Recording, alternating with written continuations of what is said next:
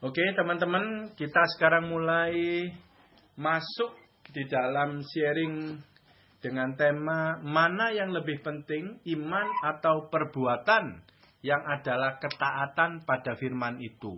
Ya, jadi yang dimaksud perbuatan adalah taat. Jadi mana yang lebih penting, iman atau ketaatan, iman atau perbuatan? Dan ini adalah berbicara tentang keselamatan ya, gitu ya. Nah, sampai sekarang ini di jemaat, di orang Kristen terbelah dua. Ada yang ngomong keselamatan hanya karena iman, ya, tanpa perbuatan. Tapi ada yang ngomong nggak mungkin kamu masuk surga tanpa perbuatan baik atau ketaatan masuk surga, nggak mungkin. Nah, itu terbelah. Nah, jadi kita perlu menjembatani, dua-duanya penting. Ya, dua-duanya penting, perlu menjembatani, gitu ya. Nah, sekarang ayat yang menjadikan kita bingung, Yakobus 2 ayat 24 dikatakan gini. Jadi kamu lihat bahwa manusia dibenarkan karena perbuatan-perbuatannya dan bukan hanya karena iman. Ini sulit dipahami kalau dia berdiri sendiri. Ya, tetapi ini jangan diapa-apain dulu, simpan di dalam hati. Ya, karena kita nanti lihat banyak ayat rujukan yang akan menjawab nanti dengan sendirinya ya. Terus yang lebih membingungkan lagi kedua, Yakobus 2 ayat 14, kita mundur. Apakah gunanya saudara-saudaraku jika seorang mengatakan bahwa ia mempunyai iman padahal ia tidak mempunyai perbuatan? Tanda tanya ya. Dapatkah iman itu menyelamatkan dia? Ini kan maksudnya Yakobus ini pasti ya nggak dapat. Kalau iman tanpa perbuatan ya lu gak selamat. Istilahnya begitu. Nah, jadi seperti Sally ngomong, tidak bisa dipisahkan, itu benar. Nah, cuman kita harus jawab. Maksudnya gak bisa dipisahkan itu kronologi atau formulanya gimana? Gitu ya. Karena dari ayat-ayat itu sepertinya terpisah. Padahal yang benar itu adalah benar, tidak terpisah, tapi ada kronologinya. Contoh, syarat keselamatan. Syarat keselamatan terima Tuhan Yesus loh. Ada perbuatannya enggak? Kamu harus berbuat sesuatu baru selamat. Ada enggak? Enggak ada. Enggak ada perbuatannya. Cuman terima Tuhan Yesus itu syaratnya ya selamat terima Tuhan Yesus. Ada perbuatannya? Enggak ada. Belum berbuat apa-apa. Udah pasti selamat begitu terima Tuhan Yesus. Tiketnya udah di tangan. Nah, kalau begitu terima Tuhan Yesus, selamat berarti dapat iman. Nah, waktu terima Tuhan Yesus, dikatakan dia terima tiket, terus orang itu meninggal langsung, seperti didoain waktu orang di ICU terakhir detiknya ya, dia masuk surga. Ya, karena dia belum sempat berbuat sesuatu. Ya, seperti penjahat di samping Tuhan Yesus, yang hari ini juga engkau bersamaku di Firdaus, langsung gitu ya. Gak ada sempat untuk berbuat sesuatu. Nah, tetapi jika setelah terima Tuhan Yesus dan diberi kesempatan hidup masih panjang, nah ini yang jadi masalah. Apa sih percaya Tuhan Yesus? Percaya itu aktif, percaya itu melakukan perintah Tuhan. Nah, itu adalah perbuatan ketaatan. Nah, hasil daripada iman. Apa itu iman? Iman adalah taat melakukan kehendak Tuhan. Nah, ini benang merahnya. Yang orang-orang tidak dibicarakan, diulas, di-highlight, dinyatakan gitu loh. Tapi nanti kita belajar firman-firmannya. Jadi ini cuman saya kasih benang merahnya begitu. Gitu loh. Iman adalah taat. Saya dengar di khotbahnya Pendeta Rita Wahyu yang sastra Ibrani, ahli bahasa Ibrani, ya, Alkitab Taurat yang bahasa aslinya. Jadi di di kitab Taurat itu tidak ada kata taat. Tidak ada kata taat sama sekali. Nah, ini aneh. Yang ada kata mendengar. Dan kata mendengar itu ada 3. Yang akar katanya mendengar, kata Bu Rita Wahyu ya. Dan itu kalau diterjemahkan sama LAI, ngomongnya taat. Kalau diterjemahkan sama King James itu ngomongnya obey. Taat. Tapi bukan taat. Itu bahasa aslinya itu mendengar. Jadi di Taurat itu tidak ada kata taat. Ya, adanya kata mendengar. Gitu loh ya. Itu persis banget posisi Maria itu mendengar. Nah, jadi kalau ngomong iman, iman itu ya taat. Gitu. Kalau nggak taat itu bukan iman. Nah, kita dari sini udah ada gambaran sekarang mengenai iman dan perbuatan ya. Kita udah ada gambaran sedikit nih. Ya, oke. Sekarang kita masuk pada penjelasan-penjelasan kronologi biar kita lebih clear masalah iman, otak kita udah ketemu benang merahnya gitu ya. Jelas jadi ya. Oke, kita mulai. Itu tadi intro, sekarang kita mulai. Roma 10 ayat 17 dikatakan gini. Awal mula timbul iman. Jadi iman timbul dari pendengaran dan pendengaran oleh firman Kristus. Nah, awal mula itu iman. Sebelum iman tidak ada apa-apa. Walaupun orang itu berbuat baik dan lain-lain, berarti dia di luar Kristus. Bukan murid Kristus. Ada keselamatan? Tidak ada. Ya, jadi bukan perbuatan sama sekali. Jadi cuman iman timbul dari pendengaran. Ya, baru dengar, sudah lakukan? Belum. Baru dengar, imannya timbul. Nah, jadi kalau kita ngomong iman, harus didasari ayat ini. Kalau ngomong iman berarti dia sudah dengar perkataan Tuhan. Melalui Roh Kudus ya, di dalam hati. Bisa audible dan umumnya tidak audible. Berupa dorongan-dorongan, berupa pengertian. Umumnya seperti itu ya. Nah, pendengaran akan firman Kristus. Nah, jadi itu firman harus keluar dari mulut Tuhan. Dan Roh Kudus yang menerjemahkan di dalam roh kita, di dalam hati, yang namanya anggur baru. Nah itu, iman timbul dari sana. Nah, kalau iman timbul, itu orang hidup sudah berubah. Kenapa? Karena harus percaya baru bisa timbul. Kalau tidak percaya berarti menolak firman, menolak perkataan Tuhan. Ya, ini buat orang yang intim dengan Tuhan, yang lahir baru, yang benar-benar. Ya, karena ini berbicara mendengar perkataan Tuhan. Jadi banyak orang Kristen biasanya tanya, gimana dengar perkataan Tuhan? Nah, itu hati-hati. Ya. Bisa dia secara tidak sengaja dia mendengar Tuhan, tapi dia cuma tanya gimana, tapi dia tidak tahu bisa. Bisa juga dia benar-benar belum pernah dengar perkataan Tuhan, yang berarti Kristennya cuma KTP. Jadi dia tidak mempunyai iman. Ya, bisa. Oke? Nah, jadi ini adalah awal. Jadi kalau ngomong iman, pastikan orang itu mendengar. Ya, orang itu mendengar. Selain itu nggak bisa, nggak laku. Jadi kita lebih gampang nih kalau ngomong iman ya. Nah, sekarang kita lihat Galatia 3:22. Tetapi kitab suci telah mengurung segala sesuatu di bawah kekuasaan dosa, supaya oleh karena iman kepada Yesus Kristus, janji itu diberikan kepada mereka yang percaya. Iman adalah pemberian dari Tuhan. Di ayat lain dikatakan roh iman. Berarti itu adalah Roh Kudus. Nah, kepada siapa iman itu timbul? Kepada yang percaya kepada perkataan Kristus. Jadi waktu dengar firman, secara audible manusia khotbah, dengar, sharing, dan lain-lain itu secara audible manusia jasmani telinga kita dengar. Tetapi ada lagi di dalam pendengaran jasmani kita, Roh Kudus berbicara di dalam hati kita, menjelaskan, memberikan pengertian yang spesial buat kita. Nah itulah yang dinamakan percaya. Kalau nggak percaya, pasti Roh Kudus nggak ngomong dan tidak dapat apa-apa kita. Karena percaya itu diberikan.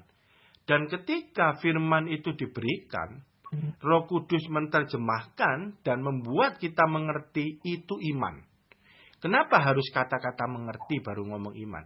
Karena kalau firman itu nggak ngerti, kalau nggak ngerti itu percayanya yang mana orang nggak ngerti. Bener nggak? Mau percaya yang mana orang nggak ngerti gitu loh. Kalau percaya kan mesti ngerti dulu. Oh itu, mantes. Iya, makanya saya percaya. Gitu loh. Lah kalau nggak ngerti itu yang dipercaya yang mana? Nah jadi kalau kita ngomong percaya, itu iman, itu udah pasti dengar dan mengerti. Dan teman-teman sudah tahu di perjanjian baru Matius, Markus, Lukas itu, dengar, mengerti, berbuah. Berbuah itu adalah perbuatan ketaatan melakukan kehendak Tuhan. Jadi ketaatan tidak bisa dikeluarkan dari iman. Berdiri sendiri tidak bisa. Kenapa? Kalau itu berdiri sendiri, kamu taat pada siapa? Kamu berbuat sesuatu taat pada siapa? Pada pengertianmu sendiri. Ngulik sendiri firman itu. Ya, nah gitu. Nah jadi iman taat pada firman Tuhan yang adalah kehendaknya. Jadi ingat, taat perbuatan ada dua. Perbuatan melakukan kehendak Tuhan atau kehendak pribadi. Atau kehendak orang lain. Atau kehendak iblis bahkan. Ya kan? Nah kalau iman adalah perbuatan taat pada kehendak Tuhan. Kenapa kehendak Tuhan? Karena keluar dari mulut Tuhan perintahnya. Dan kita diberikan pengertian sehingga pola pikir berubah. Yang awalnya kita nggak melakukan, terus kita jadi melakukan oleh karena kekuatan dari pengertian yang dibuka oleh Roh Kudus kepada kita. Jadi tidak ada andil kuat gagah kepintaran manusia kita sama sekali. Kita sanggup melakukan kehendak Tuhan. Tidak ada campur tangan. Kalau Roh Kudus nggak jelaskan, Roh Kudus nggak berikan pengertian, walaupun kita dengar, kita tidak bisa lakukan. Karena kita melakukan meleset daripada kehendak Tuhan. Orang banyak melakukan firman, tapi tidak melakukan kehendak Tuhan. Karena tidak ngerti. Ya, karena motivasi beda, dan banyak. Tetapi kalau melakukan kehendak Tuhan itu pasti. Itu persis seperti yang Tuhan mau, sampai motivasinya yang benar. Dan detail-detail melakukan firman-Nya persis yang Tuhan mau, presisi banget. Itu namanya iman. Nah, iman ini adalah kunci manusia hidup di mata Tuhan. Mendengar, ya, terus hidup. Hidup adalah bergerak yang dikendalikan oleh Tuhan. Ini hidup di mata Tuhan, bukan hidup di mata kita. Kalau hidup di mata kita, kita semau gue, itu hidup. Semua orang yang di dunia ini yang beraktivitas itu hidup. Tapi di mata Tuhan dia belum tentu hidup. Yang di mata Tuhan dikatakan hidup adalah melakukan kehendaknya. Baru itu hidup. Dari mana melakukan kehendaknya? Dorongan Roh Kudus. Yang membuat kita mendengar perkataan Tuhan dan mengerti. Nah itu hidup. Dari mana? Matius 4 ayat 4 dikatakan gini. Tetapi Yesus menjawab, ada tertulis, manusia hidup bukan dari roti saja, tetapi dari setiap firman yang keluar dari mulut Allah. Nah ini, kenapa firman yang keluar dari mulut Allah itu yang membuat kita hidupnya komplit di mata Tuhan? Iya tadi itu, karena itu material iman. Waktu keluar mulut Allah, terus kita terima Roh Kudus bikin pengertian, sehingga kita berbuah, perbuatan ketaatan melakukan kehendak Tuhan, itu hidup. Nah kalau Matius 4 ayat 4 tadi itu berdiri sendiri, itu sulit-sulit kita nemukan pengertian ayat ini sebenarnya itu gimana sih manusia hidup. Sekarang kita baru tahu, manusia itu hidup oleh iman. Jadi selama tidak punya iman, dia bergerak sendiri semau gue, itu mati di mata Tuhan. Ya, oke. Kita lihat. Idenya Tuhan mengenai ketaatan. Kenapa di kitab Taurat itu tidak ada kata ketaatan? Cuman mendengar. Jadi Tuhan tuh ngepus. Dengarkan aku. Ngepusnya begitu. Di perjanjian lama, di Taurat itu ya. Bukan ngepusnya taat. Bukan. Dengar. Gitu loh. Ya, kalau kita itu beruntung ya. Posisi Maria. Itu ternyata fix banget gitu ya. Nah. Pengkhotbah 4 ayat 17. Jagalah langkahmu, kalau engkau berjalan ke rumah Allah, menghampiri untuk mendengar adalah lebih baik daripada mempersembahkan korban yang dilakukan oleh orang-orang bodoh. Karena mereka tidak tahu bahwa mereka berbuat jahat. Nih, ini berbicara orang Yahudi, berbicara Taurat. Dia berjalan mendekat itu berbicara ke bait Allah. Berbicara dia mempersembahkan korban kambing domba sembelihan yang juga diperintahkan Tuhan. Tapi ternyata Tuhan tidak senang juga. Ya, mendengar lebih baik daripada mempersembahkan korban. Apa sih persembahan korban?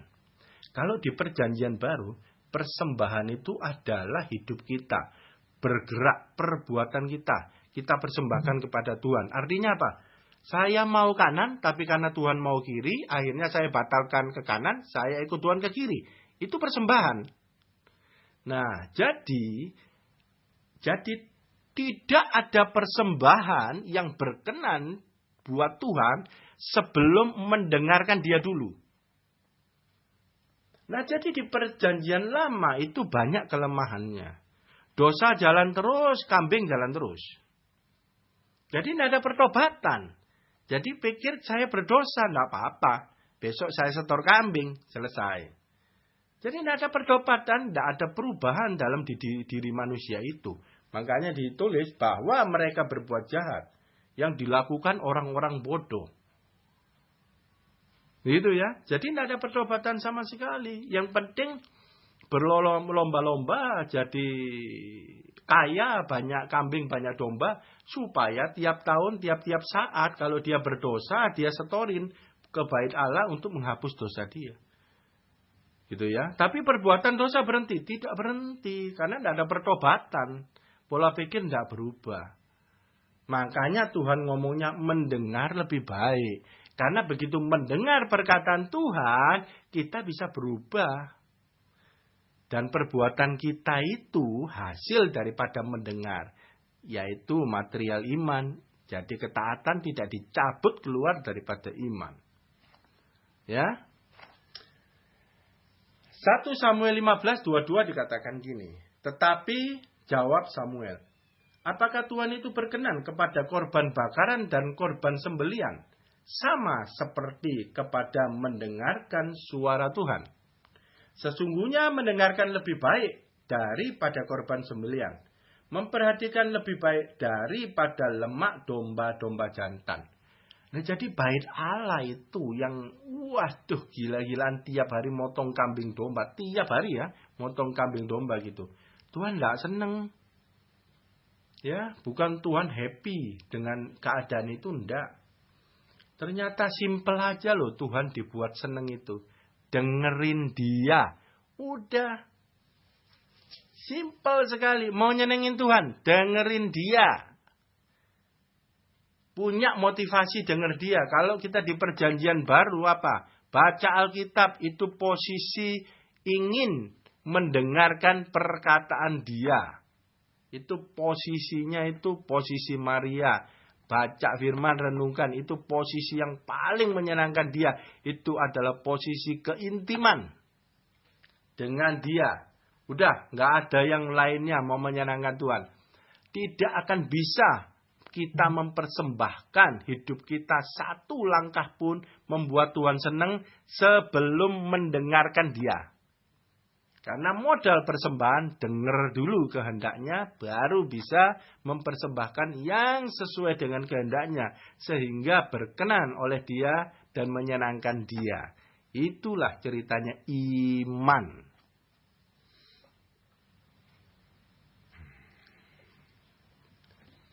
Galatia 2 ayat 16. Kamu tahu bahwa tidak seorang pun dibenarkan oleh karena melakukan hukum Taurat.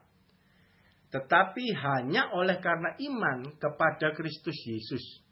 Sebab itu kami pun telah percaya kepada Kristus Yesus supaya kami dibenarkan oleh karena iman dalam Kristus. Dan bukan oleh karena melakukan hukum Taurat. Sebab tidak ada seorang pun yang dibenarkan oleh karena melakukan hukum Taurat.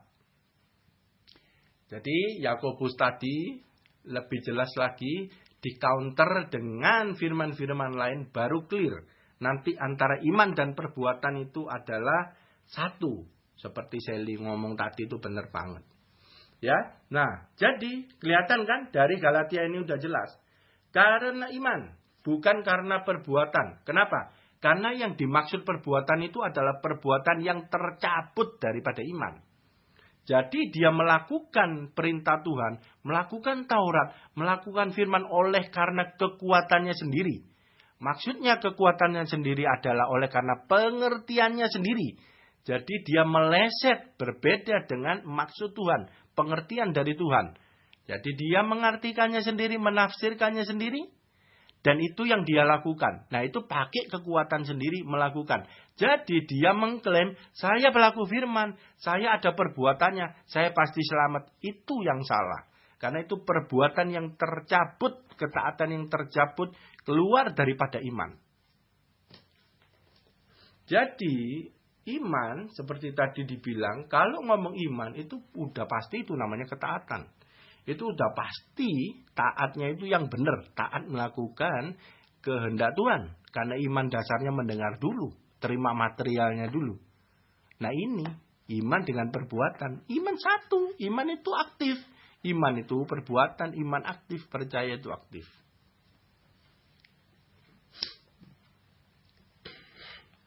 Markus 16, 15, 16. Lalu ia berkata kepada mereka, pergilah ke seluruh dunia, beritakanlah Injil kepada segala makhluk. 16.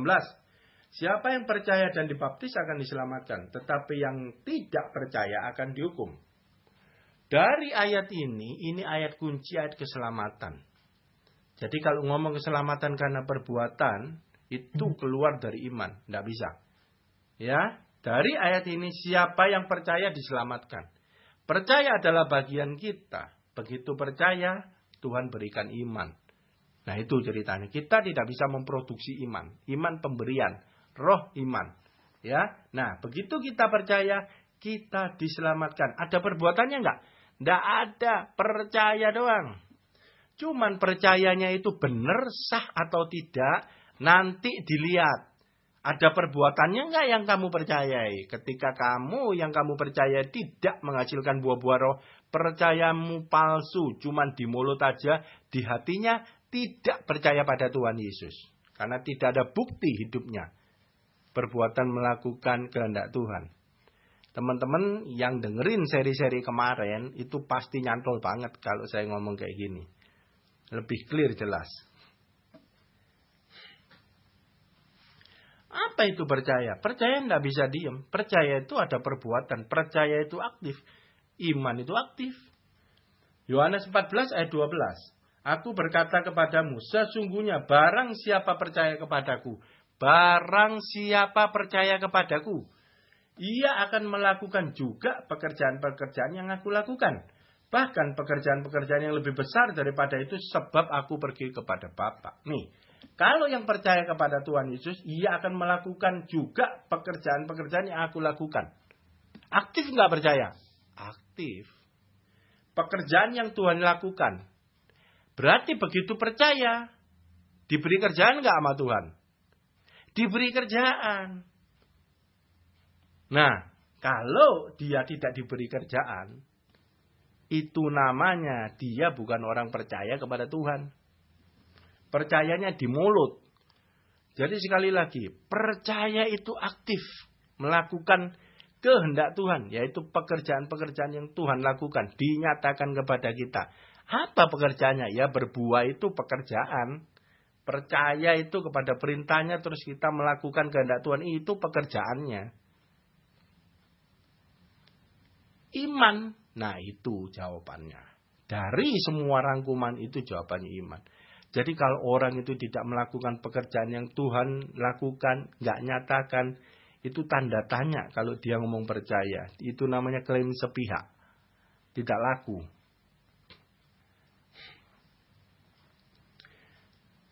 Titus 3 ayat 5.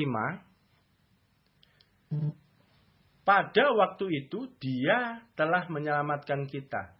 Bukan karena perbuatan baik yang kita lakukan. Nah, ini ayat ini lagi. Tetapi karena rahmatnya oleh permandian kelahiran kembali dan oleh pembaharuan yang dikerjakan oleh Roh Kudus. Nah, jadi kita waktu diselamatkan terima Tuhan Yesus itu bukan karena perbuatan baik yang telah kita lakukan. Tidak ada sama sekali andilnya kita. Bahkan kalau kita mau berbuat baik malah salah. Dikirain berbuat baik bisa nyogok Tuhan. Terus masuk surga. Tidak laku sama sekali. Nah, lakunya gimana supaya selamat? Yang terima Tuhan Yesus. Itu dikerjakan pembaharuan oleh Roh Kudus. Jadi sebelum terima Tuhan Yesus, Roh Kudus itu sudah kerja di hati orang itu. Nggak tahu caranya gimana, saya juga nggak ngerti ya. Pokoknya pembaharuan oleh Roh Kudus. Begitu pembaharuan itu terjadi, dia geser hati dan pikirannya. Jadi waktu Injil datang berita, ada orang Injil ada gini gitu melalui lagu atau banyak, orang itu bisa terima Tuhan Yesus. Karena manusia tidak bisa terima Tuhan Yesus tanpa bantuan Roh Kudus. Jadi keselamatan tidak ada andil manusia setitik pun. Justru kalau manusia andil setitik pun itu hangus semuanya. Karena firman-Nya jadi salah semuanya. Berarti bisa bermegah untuk masuk surga. Salah semuanya. Bahkan mengandalkan manusia terkutuk. Termasuk mengandalkan kekuatan manusia kita. Itu terkutuk. Tidak bisa. Jadi cuma karena iman dan pembaharuan kita sampai bisa percaya itu Roh Kudus yang bekerja. Secara diam-diam kita tidak tahu, kita tidak rasa, tapi dia kerja. Sampai menyanggupkan kita bisa mengaku, hati percaya, mulut mengaku terima Tuhan Yesus sebagai Tuhan dan Juru Selamat satu-satunya dalam hidup. Itu pembaharuan awal pertama dari Roh Kudus yang mengerjakan di dalam kita. Nah, dari sini udah tahu kita. Jelas. Masalah iman dan awalnya. Kita udah lebih jelas ya, iman dan perbuatan. Sekarang kita masuk nomor 2. Nomor 2, di sesi-sesi yang lalu, ini sudah ada isi iman. Ya, Chandra mungkin belum dengerin ini. Ya, ini di sesi kemarin lah ya, oke. Beruntung hari ini Chandra dengerin ya. Ini berbicara isi iman, kalau dibedel itu apa dalamnya. Gitu kan? Nah, Ibrani 11 ayat 1. Iman adalah dasar dari segala sesuatu yang kita harapkan dan bukti dari segala sesuatu yang kita lihat. Nah, iman adalah dasar dari segala sesuatu yang kita harapkan dan bukti daripada segala sesuatu yang tidak kita lihat. Jadi, isi iman adalah pengharapan dan bukti. Ya, isinya iman, harapan dan bukti. Kita mundur lagi, harapan. Apa itu harapan? Kalau ada pengharapan berarti ada janji. Begitu kita pegang janji Tuhan, makanya ada pengharapan, realisasi terhadap janji-janji itu. Ya, berarti iman itu isinya satu janji. Yang jadinya di kita pengharapan. Oke, habis itu dan bukti daripada segala sesuatu yang tidak kita lihat.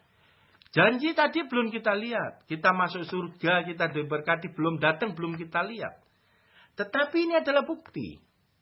Jadi di dalam iman ada 2 bukti. Tadi itu harapan, sekarang bukti. Nah, bukti itu apa? Kalau bukti itu bisa dilihat. Yang janjinya nggak bisa dilihat. Nah, bukti itu bisa dilihat apa? Tadi udah dibahas banget. Iman itu mempunyai perbuatan. Perbuatan itulah yang bisa dilihat. Yang namanya bukti. Nah, bukti apa? Bukti itu kepemilikan janji tadi yang kita harapkan. Begitu iman kita ada reaksi, ada perbuatan melakukan kehendak Tuhan, mempunyai bukti, itu adalah bukti kepemilikan janji. Bahwa kita masuk surga. Nah, itu Kita punya bukti. Jadi kita berhak menikmati pengharapan kita. Kalau mati masuk surga. Dan berkat lain-lainnya, janji yang tidak kelihatan. Jadi, kalau hidup kita banyak di posisi Maria, banyak merenungkan firman, dengar, mengerti, berbuah, maka setiap hari kita memproduksi bukti-bukti kepemilikan janji. Tinggal realisasinya saja, janji-janji itu kapan? Tapi pasti, karena hidup kita penuh dengan bukti.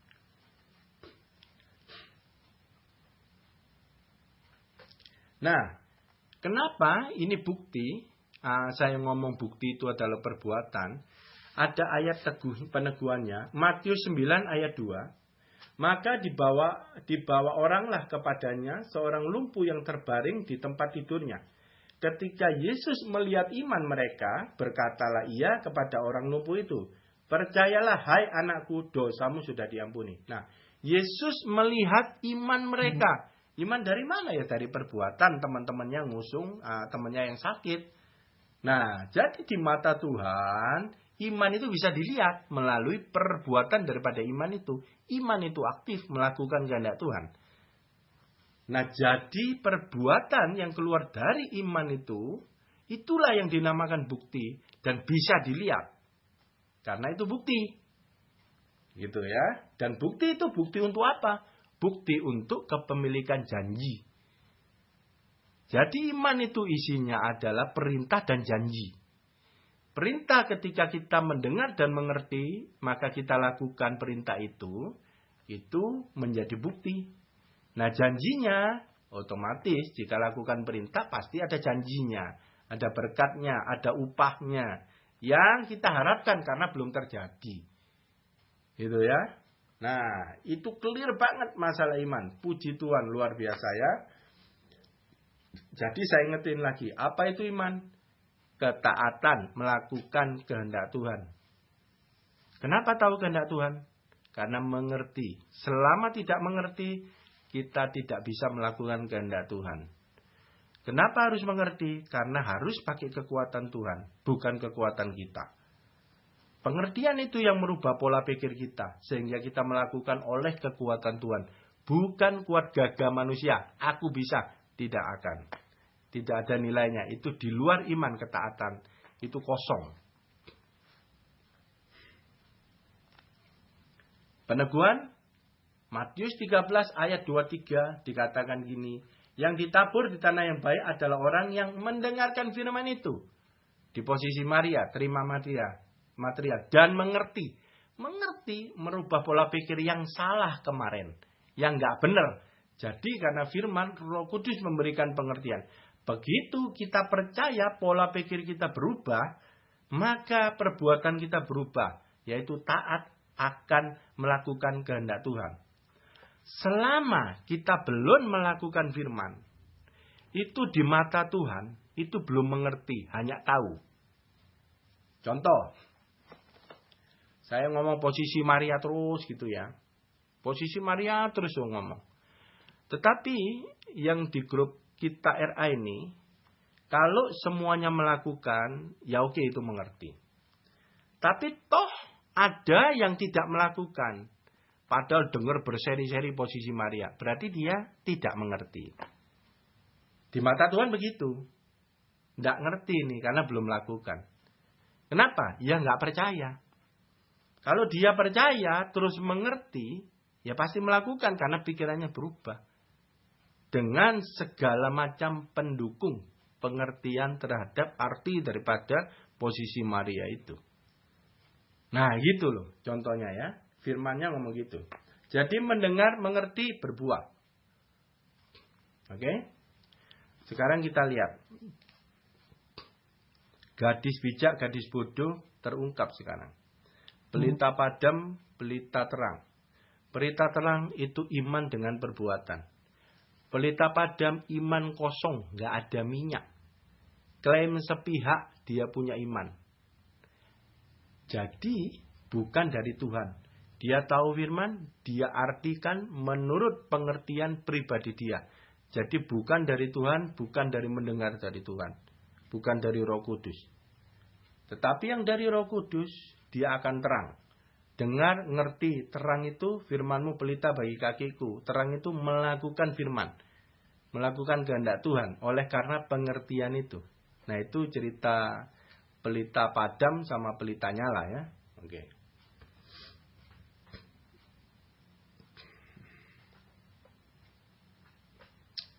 Peneguhan lagi biar yakin masalah percaya. 1 Yohanes 5 ayat 1 dan 2. Wah, ini luar biasa ini ayat. Setiap orang yang percaya bahwa Yesus adalah Kristus lahir dari Allah, dan setiap orang yang mengasihi Dia, yang melahirkan, mengasihi Dia juga yang lahir daripadanya.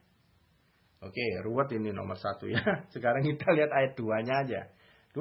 Inilah tandanya bahwa kita mengasihi anak-anak Allah, yaitu apabila kita mengasihi Allah serta melakukan perintah-perintahnya. Nah, jadi saya cuma ambil yang terakhirnya. Yang mengasihi Allah melakukan perintah-perintahnya. Ya, terangkum di dalam iman. Ya, melakukan kehendak Tuhan, yaitu melakukan perintah-perintahnya. Orang yang mengasihi, orang yang percaya. Jadi sekali lagi, orang percaya itu aktif. Orang yang percaya dan mempunyai iman yang hidup dengan perbuatan, lah itu aktif. Jadi kalau tanpa perbuatan tidak aktif, itu klaim sepihak. Dan 0 di hadapan Tuhan. Salah. Gitu ya. Nah, terus harus mendengar seperti tadi diomongin iman ya. Nah, Roma 12, 1 dan 2 ayat favorit kita. Karena itu saudara-saudara, demi kemurahan Allah, aku menasihatkan kamu supaya kamu mempersembahkan tubuhmu sebagai persembahan yang hidup, yang kudus dan yang berkenan kepada Allah. Itu adalah ibadahmu yang sejati. 2, janganlah kamu menjadi serupa dengan dunia ini, tetapi berubahlah oleh pembaharuan budimu, sehingga kamu dapat membedakan mana kehendak Allah, apa yang baik, yang berkenan kepada Allah, dan yang sempurna. Oke, inti daripada perjanjian baru, persembahan sekarang, bukan lagi persembahan perjanjian lama ke bait suci, bait Allah, kambing domba, bukan. Tetapi mempersembahkan persembahan tubuh yang hidup, yaitu perbuatan kita. Nah, perbuatan kita itu diatur, dikendalikan oleh pola pikir, yaitu pikiran, yaitu budi. Ketika pembaharuan budi terjadi, maka ada pembaharuan perbuatan kita. Yang dulu tidak berkenan, sekarang berkenan. Yang dulu di luar kehendak Tuhan, sekarang tahu kehendak Tuhan dan kita lakukan kehendak Tuhan. Itu yang dimaksud berubah pembaharuan budi. Dari mana? Dari mendengar. Jangan ngomong taat dulu sebelum mendengar. Tidak bisa.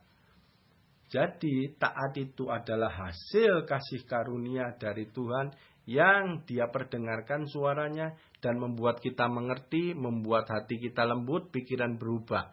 Nah, itu taat yang dari Tuhan. Bukan kuat gagah manusia, saya mau taat, bukan. Ya, tapi dari Tuhan semuanya. Nah, di perjanjian lama ada nggak sih iman? Nah, ini kan dulu saya pernah ngomong iman itu eranya perjanjian baru. Bukan era perjanjian lama, dulu ngomong. Ya. Nah, tetapi di perjanjian lama itu, kalau dibaca-baca ada iman juga loh. Saya kaget nemu ayatnya ini teman-teman. Ya, di perjanjian lama ada iman. Coba kita baca ini. Kita sama-sama kaget nih ya. Tolak angin siap-siap ya. Mazmur 119, 66, 67. Mazmur 119 ayat 66. Ajarkanlah kepadaku kebijaksanaan dan pengetahuan yang baik, sebab aku percaya kepada perintah-perintahmu. 67. Sebelum aku tertindas, aku menyimpang, tetapi sekarang aku berpegang pada janjimu. Nah ini, 66. Daud bilang, aku percaya pada perintah-perintahmu. Isinya iman perintah bukan? Janji dan perintah. Pengharapan dan bukti. Nah 67-nya berpegang pada janjimu. Jadi Daud ini percaya pada perintah Tuhan. Dia lakukan, dia punya bukti. Dan dia pegang pada janji Tuhan yang berarti Dia berharap. Persis enggak sama iman, harapan dan bukti. Jadi Daud pegang percaya pada perintah Tuhan dan berpegang pada janjinya. Persis banget dia beriman versi perjanjian lama. Bahkan di ayat 66 awal dia ngomong, ajarkanlah supaya dia mengerti perintah-perintah Tuhan. Dengar, ngerti. Dia pegang perintahnya, itu iman. Karena janji adalah akibat daripada melakukan perintah Tuhan. Nggak ada perintah, nggak ada janji. Nggak ada bukti, nggak ada pengharapan. Nah jadi, rupanya ketemu ada juga iman di perjanjian lama ya. Daud sudah ngajarkan. Ini luar biasa teman. Karena saya juga baru tahu. Selama ini saya kirain iman itu di perjanjian baru. Cuman bedanya kalau di perjanjian baru itu ada Roh Kudus. Ya, di dalam kita. Karena manusia berdosa itu udah ditebus, didamaikan dengan Tuhan. Tuhan Yesus ngomong, aku kasih Roh Kudus kalau aku kembali kepada Bapa. Dan itu menyertai kita selamanya. Nah itu. Bedanya itu. Perjanjian lama belum. Ya, belum ada Roh Kudus berdiam. Tetapi secara khusus diurapi Roh Kudus di atas. Ya, menaungi semasa tugas atau apa gitulah ya. Tidak berdiam seperti perjanjian baru. Ya, karena belum ada penebusan dosa waktu itu ya. Oke. Nah, sekarang dua macam iman. Ini terakhir. Nah, jadi jelas nanti ya. Dua macam iman. Kita udah tahu semuanya. Saya bacakan firman-Nya. Yakobus 2, 17, 18 ya. Demikian juga halnya dengan iman. Jika iman itu tidak disertai perbuatan, maka iman itu pada hakikatnya adalah mati. Jadi begini, iman gak ada perbuatan mati. Maksudnya apa? Itu bukan iman. Maksudnya itu. Ya, itu bukan iman. Kenapa? Karena gak ada perbuatan. Tidak ada perkataan Tuhan di sana. Jadi hanya klaim sepihak.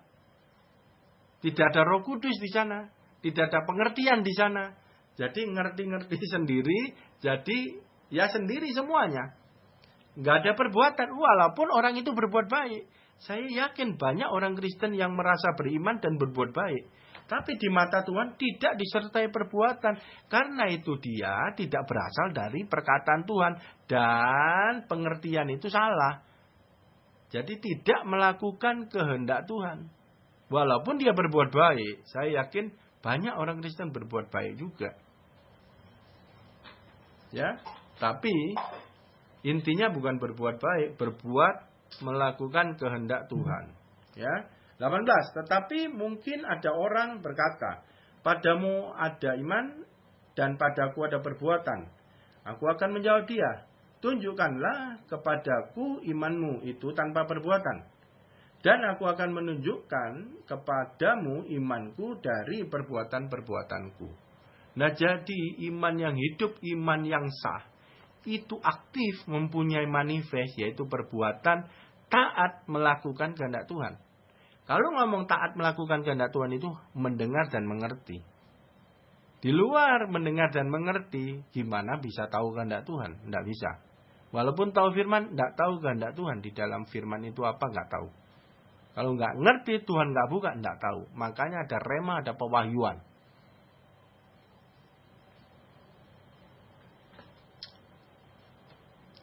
Yakobus 2 ayat 20, hai manusia yang bebal, maukah engkau mengakui sekarang bahwa iman tanpa perbuatan adalah iman yang kosong?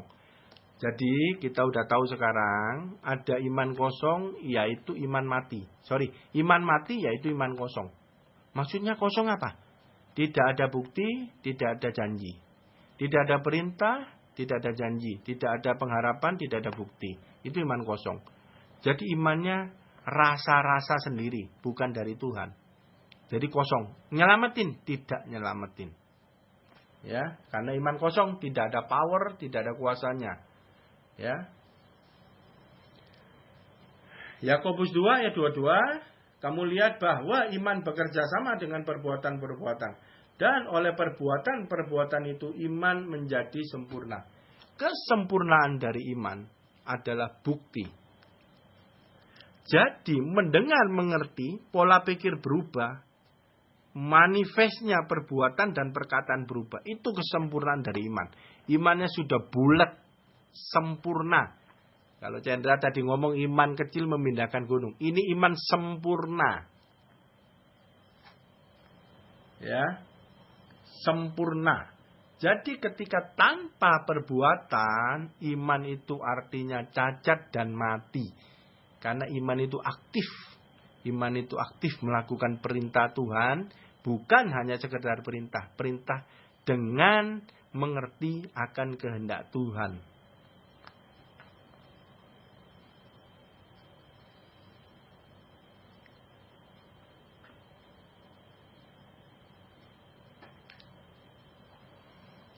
Nah,